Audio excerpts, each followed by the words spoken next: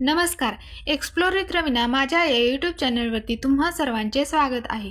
आज मी तुम्हाला दाखवणार आहे माझा खास फिश फ्राय मसाला, जो बनवल्यानंतर तुमच्या घरात हॉटेलसारखा सुगंध दरवळेल. हा फिश फ्राय मसाला इतका टेस्टी आणि झणझणीत आहे की एकदा खाल्ला की बाहेरचा फिश फ्राय मसाला खाणं बंद तर करालच तुम्ही, पण दुसऱ्या कोणत्या पद्धतीने बनवलेले मासे तुम्हाला आवडणारच नाहीत. इतका टेस्टी हा होतो. तर त्यासाठी सगळ्यात आधी आपण ताजे मासे स्वच्छ धुवून घेणार आहोत. मासे धुताना एक गोष्ट कायम लक्ष ठेवायची की माशांमध्ये जे थोडं रक्त राहतं ते थोडा मासा दाबून काढून टाकायचं.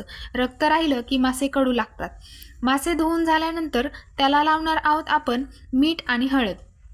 हे माझे खास सिक्रेट आहे. हे मीठ आणि हळद माशांमध्ये नीट मुरून द्यायचं, कारण इथंच तर खरी चव तयार होते, म्हणजे आपण त्याला मॅरिनेट बोलतो. आता कढईत तेल घ्या आणि गरम झाल्यानंतर माशांचे तुकडे सोडा. दोन्ही बाजूंनी सोनेरी रंग येईपर्यंत तळा आणि असेच सर्व मासे तळून घ्या. असे मासे तर सर्वच बनवतात, पण यापुढेही काहीतरी आहे. तर त्यासाठी खोबरं, कोथिंबीर आणि लसूण हे एकत्र बारीक करून घ्यायचे आणि मासे तळले होते त्याच तेलात टाकायचे.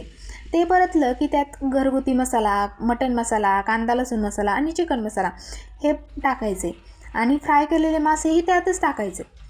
मासे टाकल्यानंतर थोडी कोथिंबीर चिरलेली टाकायची आणि कशाच्याही सहाय्याने हलवायचं नाही आहे. ते फक्त कढई किंवा पातेलं ज्यात तुम्ही बनवत असाल तेच फक्त आजी वगैरे मम्मी वगैरे बनवत असतील त्याच पद्धतीने हलवायचे. तुम्ही व्हिडिओमध्ये पाहू शकता. त्यानंतर लो फ्लेमवर 15 मिनिटे मासे वाफळू द्यायचेत झाकून ठेवून. मग बघा कसली छान टेस्ट येते. मग त्यानंतर सर्व करताना थोडं लिंबू पिळून आणि कांदासोबत खायचं आहे. ही टेस्ट तुम्ही कधीच नाही विसरू शकत, मी गॅरंटी देते.